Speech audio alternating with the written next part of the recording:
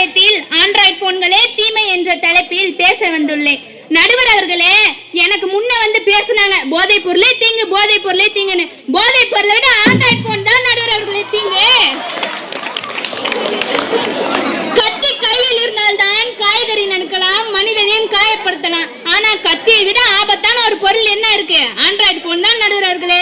மாணவர்களே நல்லா கேளுங்க. மரத்தை செல் அரிக்குது, அது வீணா போகுது. ஆனா இன்னைக்கு மனுஷனை செல் அரிக்குது நடுவர் அவர்களே. கடிதம் போச்சு, கடிகாரம் போச்சு, கேமரா போச்சு, எல்லாம் போச்சு. ஒரு காலத்துல ஒரு வீட்டுல டிவி இருந்துச்சு, ஆனா இப்ப ஒரு வீட்டுக்கும் ஒரு போன் இருக்கு. அதுவும் இல்லாம முன்புள்ள குடும்பத்தினரை ஒன்றா உட்காந்து அமர்ந்து நல்லா ஜாலியா பேசிட்டு இருந்தாங்க. ஆனா இப்போ சோபால உட்காந்துட்டு பக்கத்துல இருந்துட்டு மெசேஜ் பண்ணி பேசிக்கிறாங்க நடுவர் அவர்களே. நடுவர் அவர்களே, காலைல ஏஞ்சதும் நம்ம கடவுளை வணங்குறோமா? இல்ல. ஆனா காலைல ஏஞ்சதும் அந்த போன் முகத்துல தான் முழிக்கிறோம் நடுவர் அவர்களே. இரவு தூங்கும் போது அம்மாட்ட பேசுறோமா? இல்ல. இருமா, லாஸ்ட் சீன் எப்ப முடியும்னு பார்த்துட்டு தூங்குறோமா அப்படின்லாம் சொல்றாங்க நடுவர் அவர்களே. குடும்பத்துல அருகில் இருக்கிறவங்க கூட பேச நேரம் இல்ல, ஆனா இணையத்துல இருக்கவங்க கூட பேச நேரம் இருக்குன்னு சொல்றாங்க நடுவர் அவர்களே. தீபாவளி பலகாரங்களை பக்கத்து கொடுத்து வழங்குற மண்ணியா இது. ஆனா இப்போ தீபாவளி பலகாரங்களை போட்டோ பிடிச்சு அனுப்புற அளவுக்கு வந்துட்டோம்னா இதை விட தீமை என்ன நடுவர் அவர்களே இருக்கு? ஆண்ட்ராய்டு போனு மனிதனை புத்திசாலி ஆக்குதுன்னு நினைச்சிட்டு இருக்காங்க.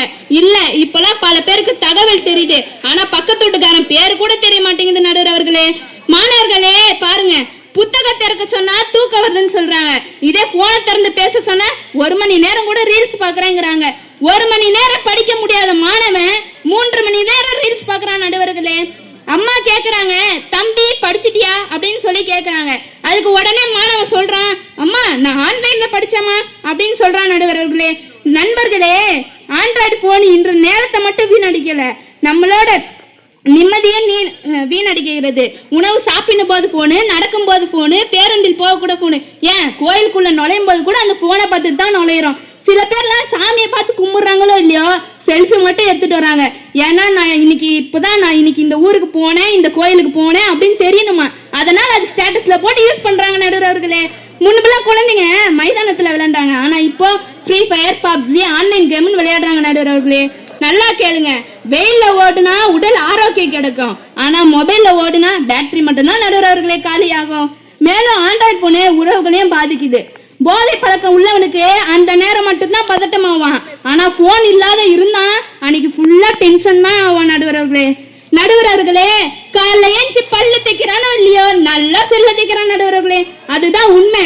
அம்மா ஒரு மூலையில போனு, அப்பா ஒரு மூலையில போனுன்னு வீட்டு குடும்பமா இல்லாம வைஃபை குடும்பமா வாழ்ந்துட்டு இருக்காங்க நடுவர்களே. நடுவர்களே, நம்ம வச்சிருந்த போனு இன்னைக்கு போனு நம்மள வச்சிருக்கு, அந்த அளவுக்கு நம்ம அடிமையா இருக்கோம் பாருங்க. ஆகவே நடுவர்களே, இன்ற வீட்டுல சண்டை வந்த காரணம் போனு, படிப்பு கெட்டா காரணம் போனு, தூக்கம் கெட்டா காரணம் போனு. சில பேருக்கு போன் இல்லாம இருந்தா ஒரு நாள் ஃபுல்லா அது தண்ணீர் இல்லாத மீன் மாதிரி தான் துடிக்கிறாங்க நடுவர்களே. சில பேருக்கு போன்ல சார்ஜ் 5% வந்துருச்சு, என்ன பண்றதுன்னு தெரியல. ஆனா அந்த தேர்வு முடிவுக்குள்ள வரும் பதட்டம் கூட இப்படி இருக்காதுங்க. ஆனா போன் சார்ஜ் முடிய போகுதுன்னு தெரிஞ்ச உடனே பதட்டப்படுறான் பாரு, அப்பப்பா. அதுவும் பாருங்க, செல்போனுக்கு ஒரு பாட்டு இருக்கு, பாடலாமா?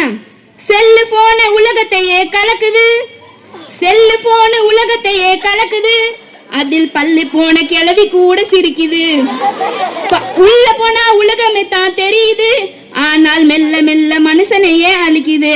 ஆண்ட்ராய்டு போன் வந்த பிறகு மாணவர் படிப்பு கவனமே இல்லைங்க.